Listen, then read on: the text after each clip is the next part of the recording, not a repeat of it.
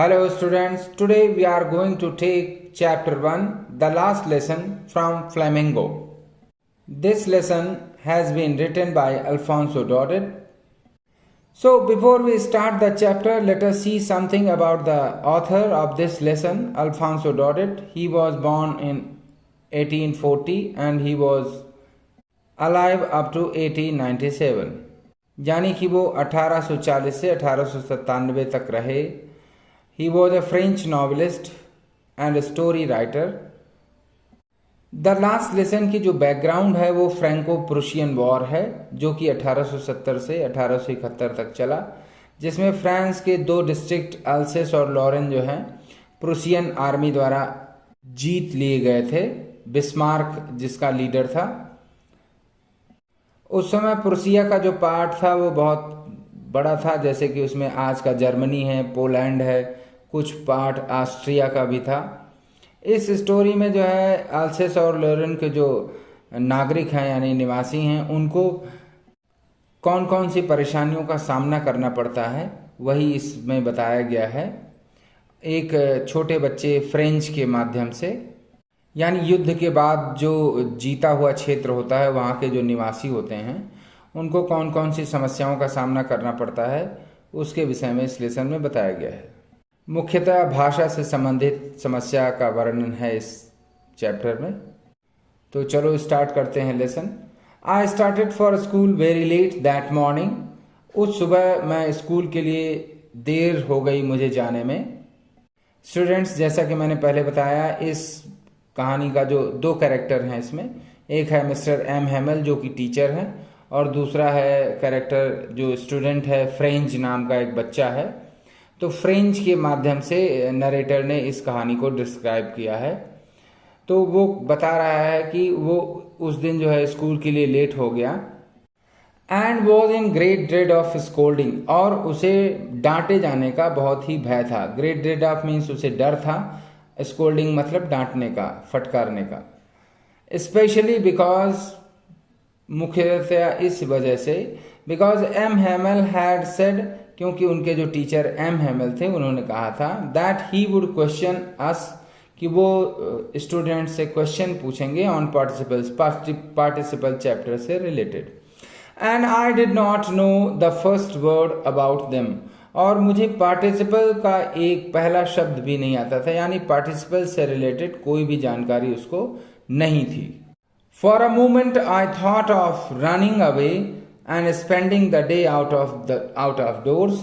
थोड़ी देर के लिए फ्रेंच ने सोचा कि चलो घर से बाहर भाग जाएं और आज का दिन जो है वो बाहर ही बिताया जाए, स्कूल ना जा करके. It was so warm so bright, क्योंकि उस दिन वह दिन जो है बहुत ही सुहावना था और चमकीला, सूरज यानी चमक रहा था. The birds were chirping at the edge of the woods. चिड़ियाँ जो है जंगल के किनारे चहचहा रही थी. यहाँ एज ऑफ द वुड्स का मतलब जंगल के किनारे, चर्पिंग का मतलब चहचहाने से है चिड़ियों के. And in the open field, और खुले मैदान में, बैक ऑफ द सॉमिल जो कि आरा मशीन, सॉमिल का मतलब यहाँ आरा मशीन से है, तो आरा मशीन के पीछे जो खुला मैदान था वहाँ पर the Prussian soldiers were drilling. Prussian soldiers जो कि यानी प्रूसिया ने अल्सेस और लॉरेन पर अधिकार कर लिया था, अब वो वहाँ पर अपनी ड्रिल कर रहे थे, यानी प्रैक्टिस कर रहे थे, मार्च पास्ट कर रहे थे. It was all much more tempting than the rule for participles, यानी ये जो दृश्य था वो ज़्यादा ही आकर्षित करने वाला था, ललचवाने वाला था. टेम्पटिंग का मतलब आकर्षित करने से है.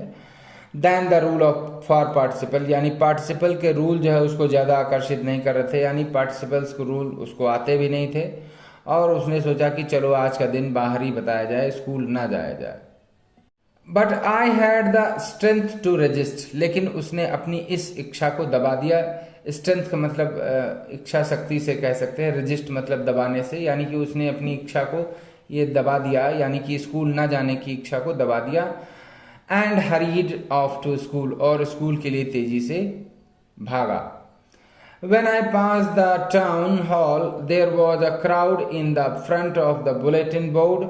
जब वो स्कूल के लिए जा रहा था, टाउन हॉल से होकर के गुजरा, तो वहाँ पर जो है बुलेटिन बोर्ड के सामने भीड़ दिखाई पड़ी उसको. बुलेटिन बोर्ड का मतलब है यानी कि जहाँ पर न्यूज़ आती है, यानी समाचार आते हैं कि क्या हुआ आज, वहाँ पर भीड़ लगी हुई थी। For the last 2 years all our bad news had come from there. Narrator बताता है यानी उस बच्चे के माध्यम से कि पिछले 2 सालों से सारी जो बुरी खबरें हैं वहीं से सुनाई पड़ती थी, यानी लोगों को वहीं से पता चलता था कि नई यानी जो सेना है, प्रुसियन सेना ने आज कौन सा नया ऑर्डर पास किया और उनको कौन कौन सी परेशानियों का सामना करना पड़ेगा। द लॉस्ट बैटल यानी कहाँ पर वो युद्ध हार गए। द ड्राफ्ट यानी कौन सा नया नियम आया है। And the orders of the commanding officer यानी जो वहाँ का कमांडिंग ऑफिसर था उसने कौन सा नया ऑर्डर पास किया है। And I thought to myself, और फ्रेंच कह रहा है कि वो उसने मन में ही सोचा, विदाउट स्टॉपिंग, बिना रुके हुए, क्योंकि उसको स्कूल के लिए पहले ही देर हो रही थी। What can be the matter now, अब क्या बात हो सकती है, यानी अब कौन सा मामला, यानी अब कौन सी बुरी खबर आई है। Then I hurried by as fast as I could go, और फिर ट्रेन ने जितनी तेजी से वो जा सकता था दौड़ करके उतनी तेजी से स्कूल की तरफ आगे बढ़ा। द ब्लैक स्मिथ वॉचर, रास्ते में जो ब्लैक स्मिथ यानी लोहार वॉचर जिसका नाम था, हु वॉज देयर, जो वहां पर था, विद हिज अप्रेंटिस, अपने साथी के साथ, अप्रेंटिस का मतलब हेल्पर, साथी से है, रीडिंग द बुलेटिन, जो कि बुलेटिन बोर्ड में जो न्यूज़ थी वो पढ़ रहा था। उसने फ्रेंच को देखा। कॉल्ड आफ्टर मी यानी पीछे से बुलाया। डोंट गो सो फास्ट, इतनी तेजी से मत जाओ बब, बब मतलब लड़के, you will get to your school in plenty of time, school पहुंच जाओगे बहुत आराम से, अभी बहुत समय है। I thought he was making fun of me, French कहता है कि आई यहाँ पर फ्रेंच के लिए है, फ्रेंच ने सोचा कि वह उसका मजाक बना रहा है। And reached M Hamel's little garden all out of breath, और वह जो है एम हेमेल के लिटिल गार्डन, यानी एम हेमेल के स्कूल का नाम लिटिल गार्डन कह सकते हैं, वहाँ एकदम हाँफते हुए पहुंचा। आउट ऑफ ब्रेथ का मतलब हाँफते हुए। यूजुअली व्हेन स्कूल बिगेन, साधारणतया जब स्कूल शुरू होता था, देयर वॉज अ ग्रेट बशल, बहुत ही शोर हुआ करता था, which could be heard out in the street, जो कि बाहर गली में सुना जा सकता था। The opening and closing of desk, यानी लड़के जो है यानी स्टूडेंट्स जो अपनी डेस्क खोलते या बंद करते थे। लेसन्स रिपीटेड इन यूनिसन, और कई बच्चे एक साथ अपने लेसन्स को यानी कि लेसन जो है रिपीट करते थे यानी रिवाइज करते थे। वेरी लाउड, बहुत तेज। With our hands over our ears, अपने हाथ जो है कानों में रखकर ताकि दूसरे की आवाज़ न सुनाई पड़े। टू अंडरस्टैंड बेटर, ज़्यादा अच्छी तरह से समझने के लिए। And the teacher's great ruler rapping, और जो टीचर है मिस्टर एम हेमल, वो जो है अपनी रूलर से मेज पर खटखटाते रहते। रैपिंग का मतलब नॉक करने से है, खटखटाने से, on the table. But now it was all so still, ये लेकिन ये सारी आवाज़ें जो है एकदम शांत थीं, यानी कि कोई भी आवाज़ नहीं आ रही थी जैसा कि रोज हुआ करता था। I had counted on the commotion to get to my desk without being seen, French ने सोचा था कि वो जो है इतना ज़्यादा शोर होगा, कोई उसको ध्यान नहीं देगा। काउंटेड ऑन का मतलब ही was depend on, he guessed that there would be noise in the class everywhere. Commotion का मतलब ज़्यादा शोर से है, ग्रेट नॉइस से है, और बिना किसी के देखे यानी कोई उसको देख नहीं पाएगा और वो अपनी डेस्क के पास पहुंच जाएगा। बट ऑफ कोर्स, लेकिन वास्तव में, that day everything had to be as quite as Sunday morning, लेकिन उस दिन जो है वो फ्रेंच बताता है कि उस दिन एकदम शांति छाई हुई थी स्कूल में, जैसे कि संडे मॉर्निंग को होता है, यानी संडे को जब स्कूल नहीं होता है तो वैसी ही शांति उस दिन स्कूल में थी। थ्रू द विंडो आई सा माई क्लासमेट्स, यानी उसने खिड़की से जो है अपने स्टूडेंट क्लासमेट यानी कक्षा के साथियों को देखा। ऑलरेडी इन देयर प्लेसेस, वो सारे अपनी जगह पर बैठे हुए थे। And M Hamel walking up and down, और एम हेमल जो है आगे पीछे चहलकदमी कर रहे थे। अप एंड डाउन का मतलब आगे पीछे से है, चहलकदमी करने से यानी टहल रहे थे अपनी क्लास में। With his terrible iron ruler, अपनी जो लोहे की छड़ी थी उसके साथ में, अंडर हिज आर्म्स, यानी उन्होंने बाह में उसको दबा रखा था। I had to open the door and go in before everybody, और फ्रेंच को पहले वाले ही दरवाजे से अंदर जाना पड़ा, सबके सामने से होकर। यू कैन इमेजिन, यहाँ फ्रेंच कह रहा कि आप समझ सकते हैं, अनुमान लगा सकते हैं कि हाउ आई ब्लस्ड, यानी उसको कितनी शर्म आ रही थी, and how frightened I was, और वो कितना डरा हुआ था। यानी जो बच्चा सोच रहा था कि क्लास में पीछे से जाकर के चुपके से बैठ जाएगा और उसको सामने से जाना पड़े, तो उसको डर और शर्म कितनी लग रही थी ये महसूस किया जा सकता है। बट नथिंग हैपेंड, लेकिन कुछ नहीं हुआ। जैसा कि फ्रेंच बताता है वो डरा हुआ था, लेकिन उसको डांट नहीं पड़ी। एम हेमल सामी, एम यानी उसके टीचर एम हेमल ने उसको देखा, एंड सेड, और कहा वेरी काइंडली, बहुत ही प्यार से, go to your place quickly, अपनी जगह पर जल्दी से बैठ जाओ। लिटिल फ्रेंच, छोटे French, we were beginning without you, हम लोग क्लास शुरू करने जा रहे थे बिना तुम्हारे, यानी तुम लेट हो गए थे, तो हम लोगों ने सोचा चलो क्लास शुरू की जाए। I jumped over the bench, और बेंच पर वो तेजी से उछल करके बैठ गया। And sat down at my desk, not till then when I had got a little over my fright, और उसने अपना सर तब तक नहीं उठाया जब तक कि थोड़ा सा डर उसका कम नहीं हो गया। Did I see, और तब फिर उसने देखा, that our teacher had on his beautiful green coat, यानी उसके टीचर ने जो है अपना सुंदर ग्रीन कोट पहन रखा था। His frilled shirt, और अपनी फ्रिल्ड शर्ट, यानी फुल, यहाँ फ्रिल्ड शर्ट का मतलब है एक स्पेशल डिज़ाइन जो कॉलर के ऊपर बनी होती है, जैसे फ्रिल्ड लहरदार, तो वो पहन रखी थी उन्होंने shirt. And the little black silk cap, और छोटी ब्लैक सिल्क कैप पहन रखी थी, ऑल एम्ब्रॉयडर्ड, और जिसमें कढ़ाई हुई थी। एम्ब्रॉयडर्ड का मतलब कढ़ाई से। दैट ही नेवर वोर, जो कि वो कभी नहीं पहनते थे, एक्सेप्ट सिवाय ऑन इंस्पेक्शंस डे, जब निरीक्षण होता था स्कूल का, एंड प्राइज डेज, यानी कि प्राइज डिस्ट्रीब्यूशन जब स्कूल में होता था, यानी कि स्पेशल ओकेजन पर वो ये ड्रेस पहनते थे। बिसाइड्स, इसके अलावा, the whole school seemed so strange and solemn, और इसके अलावा यानी उसके टीचर जो एम हेमल है वो स्पेशल ड्रेस पहने हुए थे जो कि वो कभी कभी पहनते थे। इसके अलावा स्कूल जो है बहुत ही अजीब लग रहा था फ्रेंच को, यानी स्कूल का जो माहौल था बहुत ही अजीब था। स्ट्रेंज मतलब अजीब से, और सोलेम का मतलब है ग्लूमी से, यानी सुनसान। But the thing that surprised me most, लेकिन सबसे ज़्यादा चीज़ जो उसको आश्चर्यचकित करी, यानी कि सबसे ज़्यादा आश्चर्य उसको जिस बात से हुआ, वॉज टू सी, यह देख करके, ऑन द बैक बेंचेज, यानी क्लास की जो बैक बेंचेज थी वहाँ, दैट वर ऑलवेज एम्प्टी, जो कि हमेशा खाली रहती थी। The village people sitting quietly, गांव के लोग जो है शांति से बैठे हुए थे। लाइक अवर सेल्फ्स, लाइक अवर सेल्फ्स मतलब यानी स्टूडेंट्स की तरह गांव के लोग जो है इस क्लास की पीछे वाली सीटों पर बैठे हुए थे। ओल्ड हॉसर, यानी हॉसर नाम है बूढ़ा Hauser, with his 3 cornered head, यानी तिकोनी हेड जो उनकी थी। द फॉर्मर मेयर, यानी पूरे पहले वाले mayor. The former post master, यानी ये सब रिटायर्ड, फॉर्मर का मतलब रिटायर्ड से हो सकता है। एंड सेवरल अदर्स बिसाइड, और कुछ और भी बगल में बैठे हुए थे। इसके अलावा एवरीबडी लुक्ड सैड, सब लोग दुखी दिखाई पड़ रहे थे, यानी उदास थे। And Hauser had brought and old primer, और हॉसर जो है अपनी पुरानी बेसिक बुक ABCD वाली लेकर के आया था। ओल्ड प्राइमर का मतलब जो बेसिक किताब होती है, प्राइमरी क्लास में चलती है, क्लास नर्सरी या KG में या फर्स्ट में, वो वाली। थम्ड एट द एजेस, यानी वो जो कोने पर उसके पन्ने जो है मुड़े हुए थे, एजेस का मतलब किनारे से, थम्ड का मतलब मुड़े हुए थे। And he held it open, और उसको उसने खोल रखा था, यानी बुक खुली हुई थी, उसके सामने रखी हुई थी। ऑन हिज नीज, उसके घुटनों पर। विद हिज ग्रेट स्पेक्टेकल्स, और उसके बड़े बड़े जो चश्मा था उसका बड़ा सा, वो उसी बुक पर रखा हुआ था पेजेस के ऊपर।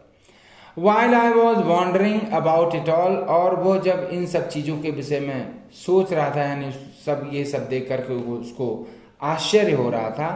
हैमल माउंटेड हिज चेयर, हैमल जो है अपनी, मिस्टर हैमल जो अपनी चेयर पर बैठे, माउंटेड का मतलब बैठने से है, यानी ऊंची चेयर थी उनकी। And in the same grave and gentle tone, और उसी सीरियस और मधुर आवाज में, यहाँ ग्रेव का मतलब सीरियस होकर के, जेंटल यानी बहुत धीरे से, tone which he had used to me, जो कि उन्होंने फ्रेंच के लिए यूज किया था जब उसको क्लास में आने के लिए कहे थे।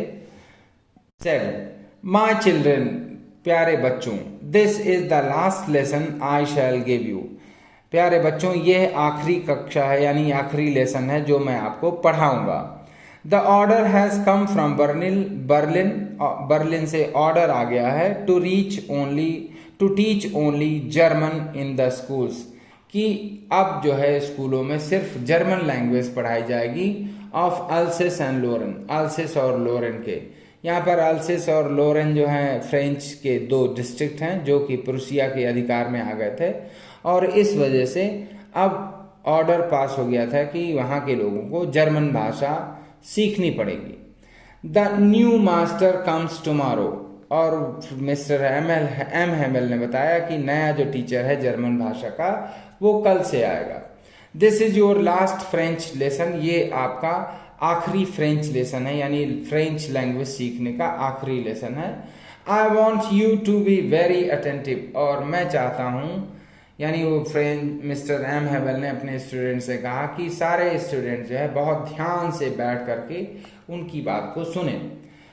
What a thunder clap these words were to me, और फ्रेंच बताता है कि जब उसको ये शब्द सुनाई पड़े कि अब जो है ये आखिरी लेसन था फ्रेंच लैंग्वेज का, तो ये उसके लिए जैसे आकाश से बिजली गिरने जैसा था, यानी बहुत ही शॉकिंग न्यूज थी उसके लिए। Oh the wretches, that was what they had put up at the town hall, तो अब फ्रेंच को याद आया, अच्छा वो दुष्टों ने यही जो है न्यूज़ जो है वहाँ पर टाउन हॉल के बुलेटिन बोर्ड में चिपकाई हुई थी, यानी कि पेस्ट करी गई थी लोगों को पढ़ने के लिए। माई लास्ट फ्रेंच लेसन, मेरा फ्रेंच लैंग्वेज का आखिरी लेसन। वाई, क्यों? I hardly knew how to write, अभी वो मुश्किल से ही लिखना सीख पाया था। I should never learn any more, और अब मैं उसको नहीं सीख पाऊंगा। आई मस्ट स्टॉप देयर, अब मुझे यहीं पर अपनी फ्रेंच लैंग्वेज सीखना बंद करना पड़ेगा।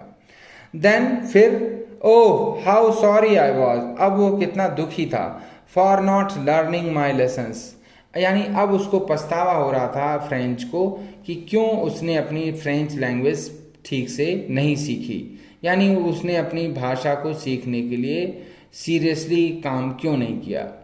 फॉर सीकिंग बर्ड्स एक्स, अब उसको याद आने लगा कि वो जो फ्रेंच लैंग्वेज सीखने का टाइम होता था तो वो बर्ड्स के, चिड़ियों के अंडे खोजने चला जाता था, और going sliding on the shore, या झूला झूलने चला जाता था।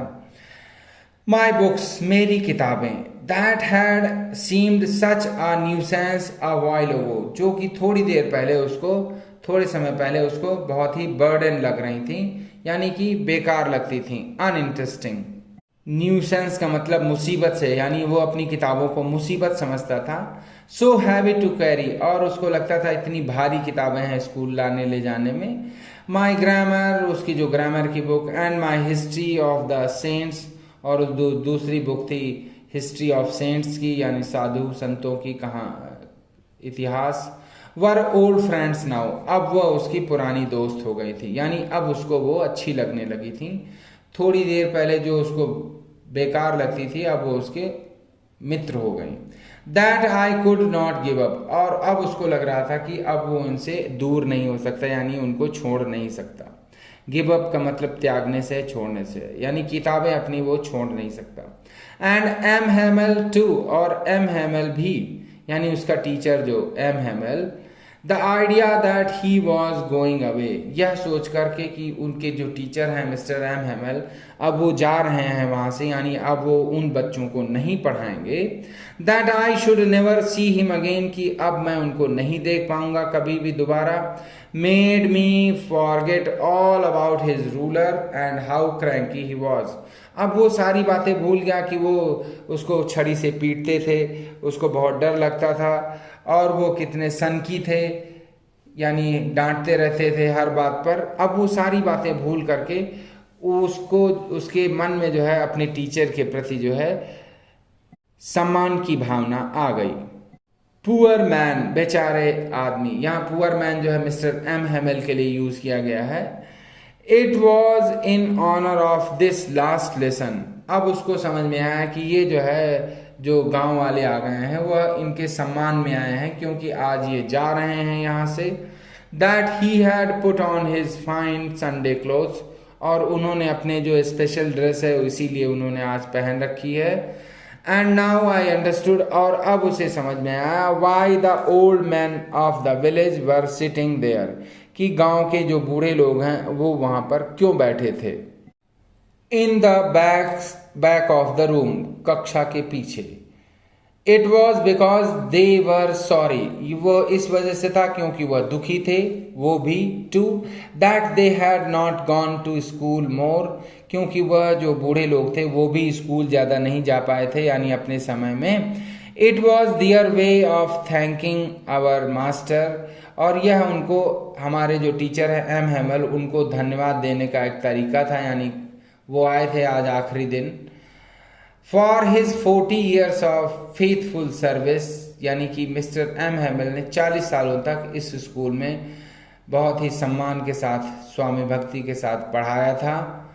End of showing there respect, और वो जो है उनको सम्मान देना चाहते थे, यानी अब सम्मान देने के लिए वो वहां पर आए थे। फॉर द कंट्री, उस देश के लिए, दैट वॉज दियर्स नो मोर, जो कि अब उनका नहीं था, यानी कि क्योंकि फ्रेंच के दो डिस्ट्रिक्ट अल्सेस और लॉरेन जो है अब वो प्रूसिया के अंडर में आ गए थे, अब वो फ्रेंच डिस्ट्रिक्ट नहीं रहे, इस वजह से वहाँ का जो टीचर है लैंग्वेज का वो मिस्टर एम हेमल को हटाया जा रहा था, और इसी वजह से इस गांव वाले उनको उनकी सेवाओं के लिए श्रद्धांजलि देने आए थे, सम्मान देने आए थे कि आपने हमारे यहाँ के लोगों को इतने लंबे समय तक, 40 सालों तक पढ़ाया, उसके लिए बहुत बहुत धन्यवाद। While I was thinking all of this, जब मैं इन सब चीज़ों के विषय में सोच रहा था, I heard my name called, मैंने सुना कि मेरा नाम बुलाया गया। It was my turn to recite, अब मेरी बारी थी रिसाइट करने की, यानी बोलने की। What would I not have given to be able to say that dreadful rule for the participle।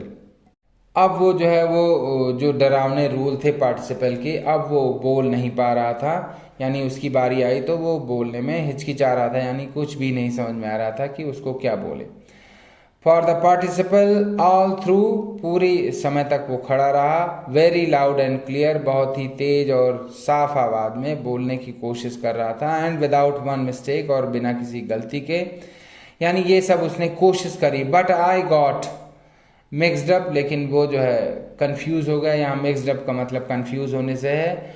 On the first word, पहले ही वर्ड पर, यानी कि जो बोलना चाह रहा था साफ और तेज आवाज में, लेकिन वो कंफ्यूज हो गया। एंड स्टूड देयर, और वो वहीं पर खड़ा रहा। Holding on to my desk, अपनी डेस्क को पकड़े हुए। माई हार्ट ब्रीदिंग बीटिंग, उसका दिल जो है बहुत तेज तेज से धड़क रहा था। And not daring to look up, और उसकी हिम्मत नहीं हो रही थी कि वो ऊपर उठकर देखे, यानी अपना सर ऊपर उठाए। आई हर्ड एम हेमल से टू मी, उसने सुना अपने टीचर को कहते हुए, आई वॉन्ट स्कोल्ड यू, मैं तुम्हें नहीं डांटूंगा। लिटिल फ्रेंच, छोटे French. You must feel bad enough, तुम्हें पहले ही बुरा लग रहा होगा। सी हाउ इट इज, देखो कैसी दुविधा है, यानी कि किस वजह से ऐसा हुआ। Every day we have said to ourselves, रोज हम जो है खुद से कहते हैं, वाह I have plenty of time, अरे हमारे पास बहुत समय है। यहाँ एम हेमल जो है बता रहा है कि हम रोज जो है अपने कामों को टालते रहते हैं, यह कह करके कि हमारे पास अभी समय है, चलो अभी नहीं, थोड़ी देर बात कर लेंगे। I will learn it tomorrow, हम अपना काम कल कर लेंगे। यानी वो स्टूडेंट्स के लिए कह रहा है कि वो हमेशा सोचते हैं कि वो कल याद कर लेंगे अपना lesson. And now you see, और अब देखो, where we have come out, और देखो अब कैसी सिचुएशन आ गई, यानी हम कहाँ आ गए हैं, यानी हमको कौन सी परेशानी का सामना करना पड़ रहा है, क्योंकि हमने अपना काम पहले से ठीक से नहीं किया। That's the great trouble with Alsace, और वो मिस्टर एम हैमल कहते हैं यही सबसे बड़ी समस्या है अल्सिस के साथ में। यहाँ पर स्टूडेंट्स ये समस्या जो है कॉमन है। She puts of learning till tomorrow, यानी अल्सिस के लिए शी का यूज़ किया, यानी उसका जो नाम है वो फेमिनिन जेंडर में आता है। जैसे हमारे यहाँ भारत माता जो है उसके लिए शी यूज़ करते हैं, उसी तरह एल्सिस के लिए भी शी यूज़ किया गया है। यानी वो कहता है यहाँ के लोग जो है अपनी लैंग्वेज सीखने के लिए बहाने बनाते हैं, यानी अपना काम जो है कल के लिए टालते रहते हैं। नाउ दोज फेलोज, लेकिन अब वो जो लोग हैं out there will have the right to say to you, यानी कि अब वो कहता है कि जो बाहर से लोग आए हैं उनको ये अधिकार होगा कहने का, हाउ इज इट, ये कैसे है, you pretend to be Frenchman, यानी कि तुम लोग कहते हो कि तुम फ्रेंचमैन हो, यानी फ्रांस के नागरिक हो, and yet you can neither speak nor right your own language, और फिर भी जो है तुम ना तो अपनी भाषा लिख सकते हो या बोल सकते हो, तो फिर कैसे फ्रेंच के नागरिक हुए। But you are not the worst, लेकिन वो कहता है कि तुम्हारी ही सबसे ज़्यादा गलती नहीं है। पुअर लिटिल फ्रेंच, बेचारे little French, we have all a great deal to reproach our self with, यानी हम सब को पछताने की ज़रूरत है, यानी कि रिप्रोच आवर सेल्फ, यानी हम सबको पछतावा हो रहा है कि हमने जो है अपना काम सही से पहले ही क्यों नहीं कर लिया। Your parents were not anxious enough to have you learn, अब वो एक एक करके जो है सभी की गलतियां बताना शुरू कर रहा है। मिस्टर एम हैमल कहते हैं कि जो स्टूडेंट्स थे उनके पेरेंट्स जो है वो भी इतने ज़्यादा चिंतित नहीं थे। एंक्शस का मतलब यहाँ चिंतित से, यानी कि जितना उनको अपने बच्चों की पढ़ाई के लिए चिंतित होना चाहिए वो उतना चिंतित नहीं थे।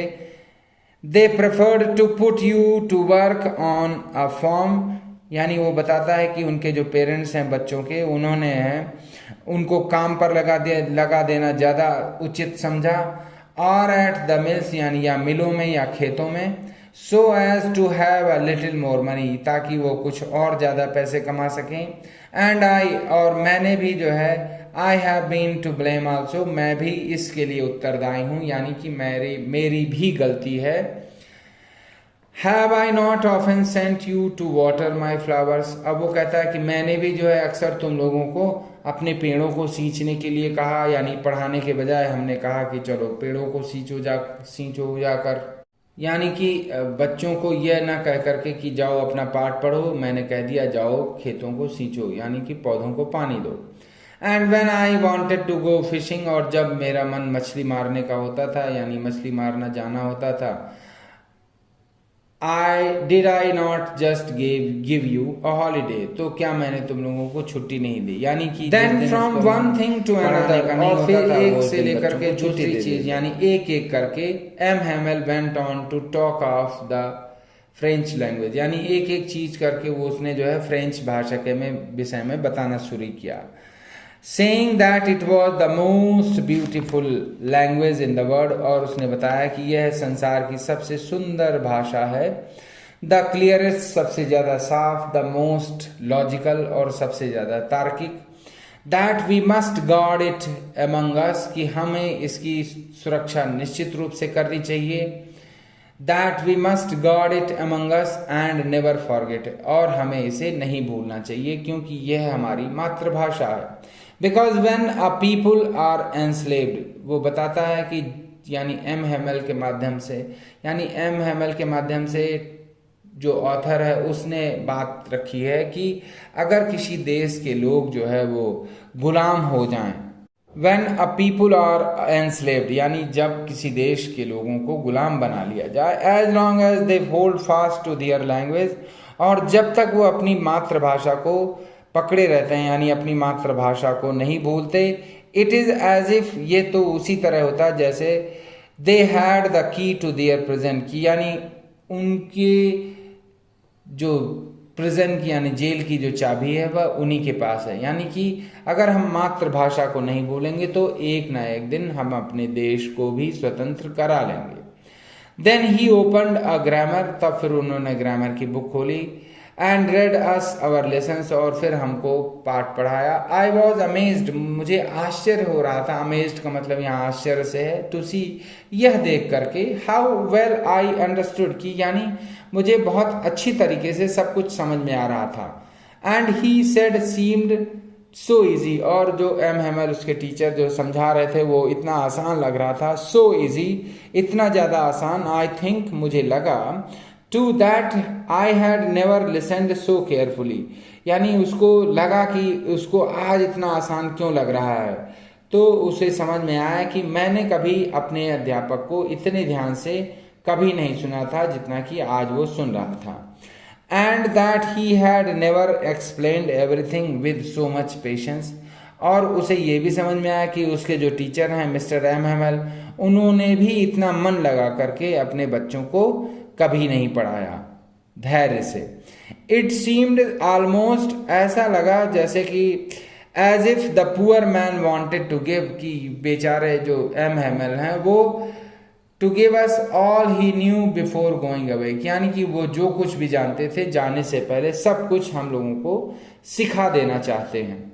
And to put it all into our heads at one stroke, और वह सारी चीज़ें जो उनके पास जो सारा ज्ञान है वो हम सबके दिमागों में एक बार में घुसा देना चाहते थे, यानी कि समझा देना चाहते थे।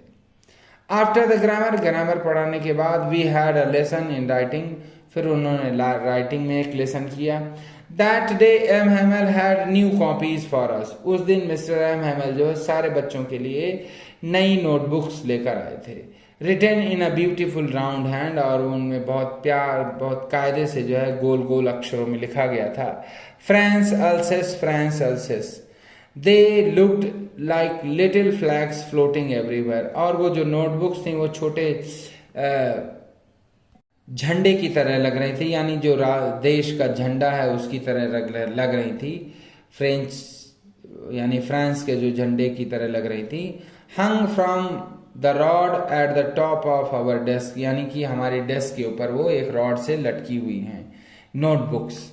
You ought to have seen how everyone set to work, और ये देखने लायक दृश्य था कि कैसे सारे लोग बहुत ही ध्यान से अपना सारा काम कर रहे थे। And how quite it was, और कितनी शांति थी कक्षा में, यानी क्लास में बहुत ज़्यादा शांति थी जैसा कि पहले कभी नहीं हुआ था। The only sound was the scratching of the pens over the paper, यानी सिर्फ एक ही आवाज़ आ रही थी, वो भी पेन से नोटबुक में लिखने की। स्क्रैचिंग का मतलब ची ची जो लिखने की आवाज़ है, लिखने पर जो आवाज़ होती है वो आ रही थी। वंस सम बीटल्स फ्लेव इन, कुछ जो है कीड़े जो है क्लास के अंदर आ गए उड़ते हुए, but nobody paid any attention, लेकिन किसी ने उन पर ध्यान नहीं दिया। To them not even the littlest ones, यानी छोटे बच्चों ने भी उन कीड़ों पर ध्यान नहीं दिया। यानी कि यहाँ पर नरेटर बताना चाहता था इसके पहले जब ऐसा कुछ होता था तो सारे बच्चे उसी पर ध्यान लगाए रहते थे, यानी कि क्लास से उनका मन हट जाता था। Who worked right on tracing their fish hooks, जो कि who work right on tracing their fish hooks का मतलब है यहाँ की यानी छोटे बच्चे जो है वो यानी कि एक अल्फ़ाबेट ऐसा है जो फिश हुक की तरह लगता है, उसको भी जो है वो यानी फिश हुक को देख करके उसको भी बना रहे थे, यानी उनको लग रहा था कि ये भी फ्रेंच लैंग्वेज का एक अल्फ़ाबेट है, यानी फ्रेंच लैंग्वेज है।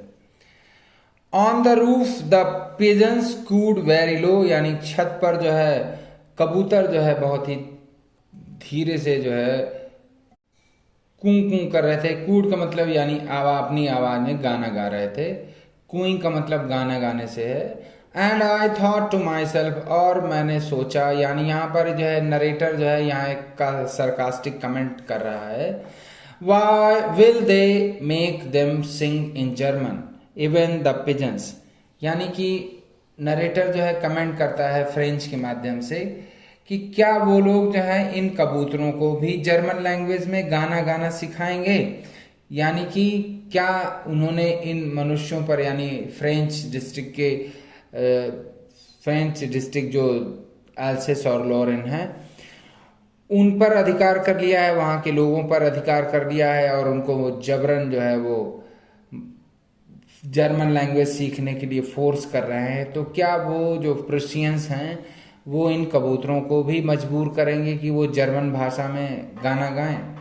Whenever I looked up from my writing, और जब भी फ्रेंच ने जो है अपना सर उठाया लिखने से, I saw M. Hamel sitting motionless, तो वो मिस्टर जो एम हैमल है वो उसको चुपचाप बैठे दिखाई पड़े हर बार, इन हिज चेयर, अपनी चेयर पर, and gazing first at one thing then at another, यानी एक एक चीज को वो ध्यान से देख रहे थे, एक के बाद दूसरी, as if he wanted to fix in his mind just how everything looked, यानी ऐसा लग रहा था जैसे कि वो सारी चीजों को, यानी पूरे दृश्य को अपने दिमाग में बैठा लेना चाहते थे, यानी कि यादें जो है अपने साथ ले जाना चाहते थे। Everything looked in their little school room, यानी छोटे स्कूल रूम में जो भी कुछ दिखाई दे रहा था सब कुछ अपने दिल में बसा लेना चाहते थे। फैंसी, कितना आश्चर्यजनक था ये। फॉर 40 years, 40 सालों तक, ही हैड बीन देयर, उन्होंने यहाँ पर पढ़ाया था, इन द सेम प्लेस, एक ही जगह पर, विद हिज गार्डन आउटसाइड, यानी उनका बगीचा बाहर था, the window and his class in front of the, यानी खिड़की थी और वहां सामने क्लास थी। Just like that only the desk and benches had been worn smooth, केवल जो बेंच और डेस्क जो हैं वो बैठने से बच्चों के घिस गई थी और चिकनी हो गई थी। स्मूथ का मतलब चिकने से। The walnut trees in the garden were taller, जो वॉलनट ट्री थे वो बगीचे में जो एकदम बड़े हो गए थे। And the hope wine that he had planted himself, और जो होप वाइन यानी बेल जो एक उन्होंने लगाई थी खुद ही। ट्विंड अबाउट द विंडोज, वो यानी खिड़कियों पर, ट्विंड का मतलब एक दूसरे में फंसी हुई थी वो बेल और खिड़कियों पर चढ़ी हुई थी, खिड़कियों से होकर के छत पर चली गई थी। How it must have broken his heart to leave it all, यानी इन सब को छोड़ने का विचार आते ही उनका दिल कितना टूटा होगा, यानी उनको कितना दुख हुआ होगा, ऐसा फ्रेंच को लग रहा था। पुअर मैन, यहाँ पुअर मैन यानी बेचारगी को दर्शाता है। To hear his sister moving about in the room above, यानी वो सुन रहे थे कि उनकी बहन जो ऊपर वाले कमरे में सामान को खिसका रही थी। पैकिंग दियर ट्रंक्स, अपने जो बक्से जो है वो पैक कर रहे थे, ट्रंक का मतलब बक्सों से है। For they must leave the country next day, क्योंकि उनको अगले ही दिन देश को छोड़ देना था।